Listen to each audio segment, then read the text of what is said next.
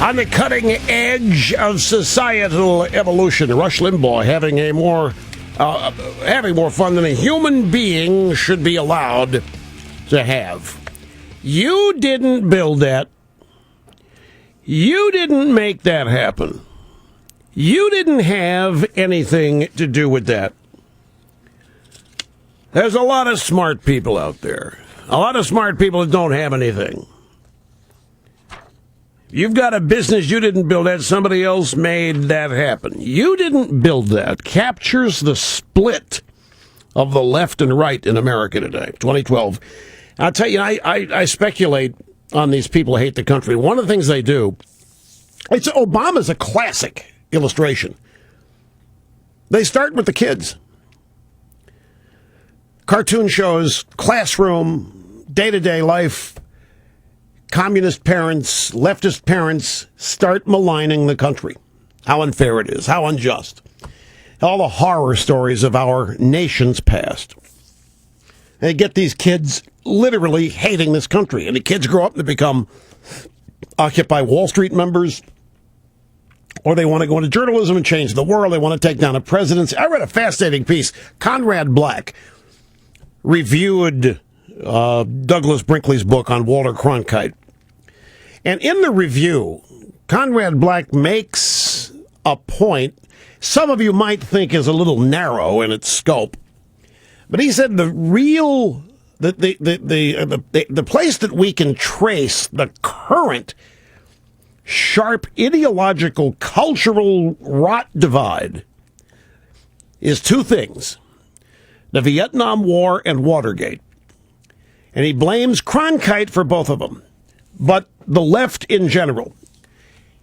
His point essentially is that when journalists discovered they could secure defeat of the United States in a war and take out a president, it forever changed the way they look at their job. And of course, the Democrat Party and the media are one and the same. They don't even stop to consider that we could have won in Vietnam. They don't stop to consider that Watergate was basically a fraud. Conrad Black writes Watergate was a fraud to this day.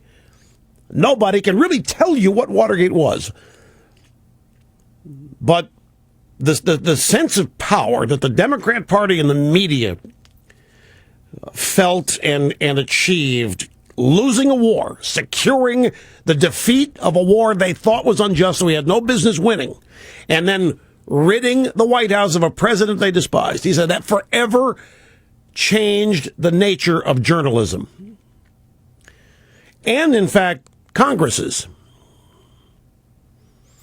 And he says until, now this is never going to happen, until liberals admit their culpability by securing defeat in Vietnam and ridding the country of until that happens, every presidency is going to be a failed presidency.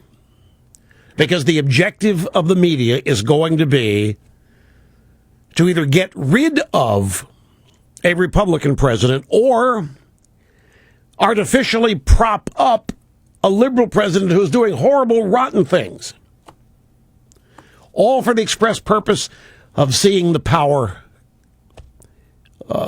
unfold.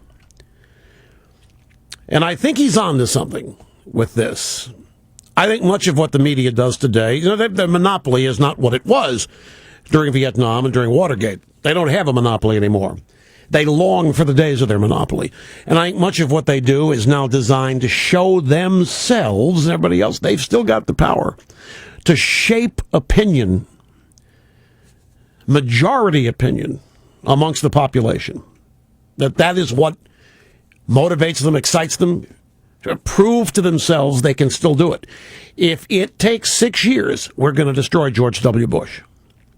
Because we destroyed Nixon. We showed it can be done, so that's now the objective. In fact, that's, Woodward Bernstein getting rid of a president. That's why so many people wanted to go into journalism.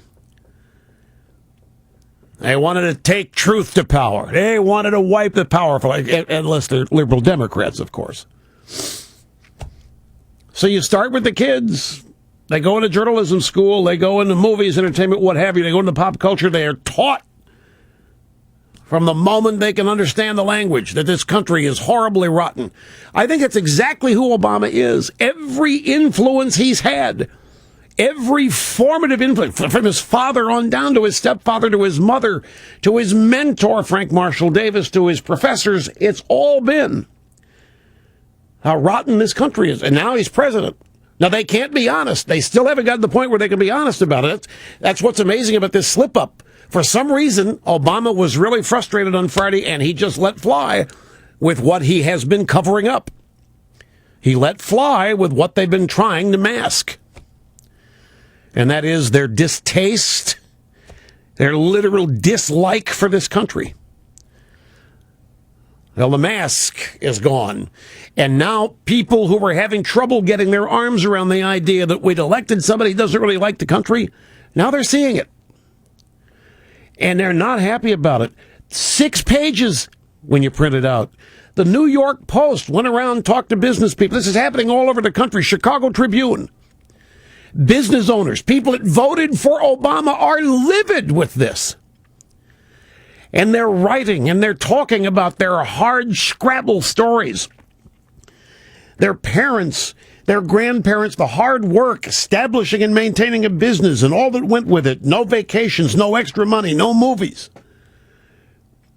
And many of these people voted for Obama, and now they hear him say, you didn't do that.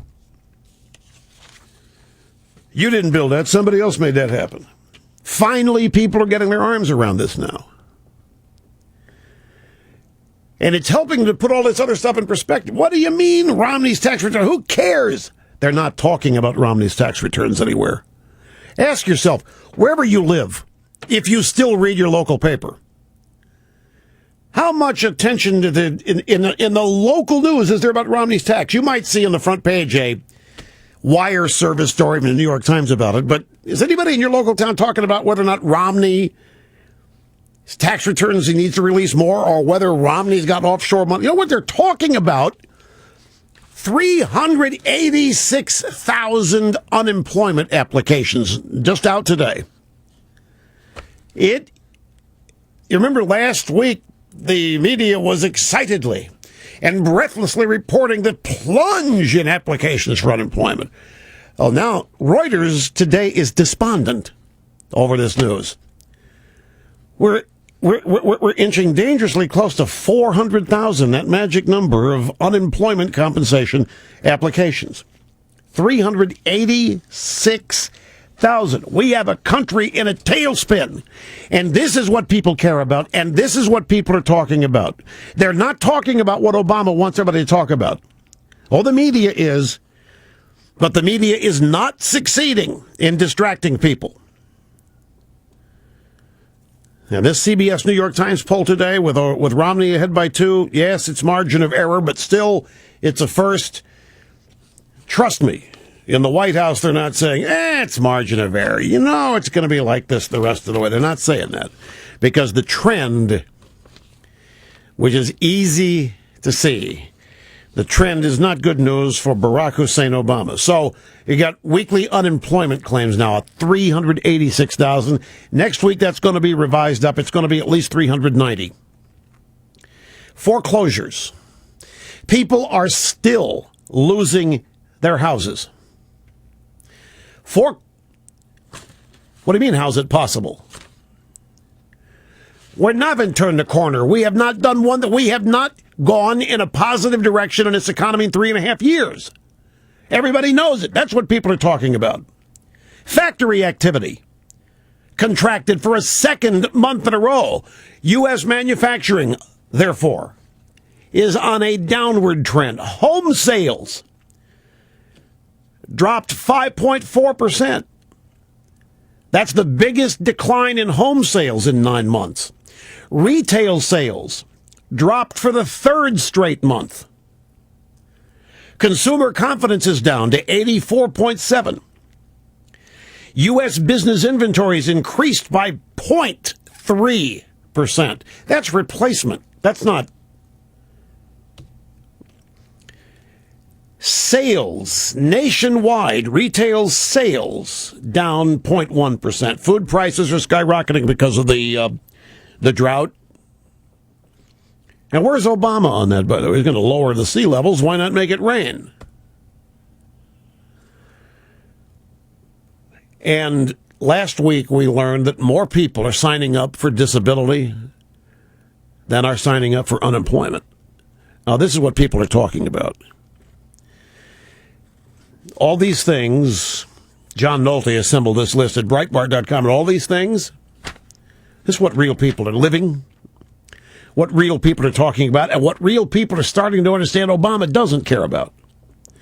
And even if he did, they're starting to realize there's nothing he can do about it because he doesn't know how and he doesn't really care. And a precious few people are beginning to understand that all of this news actually facilitates what Obama wants to happen. And that is a bigger government come in and fix all these problems that, of course, will not be fixed, but the government will get bigger. The government will have more power.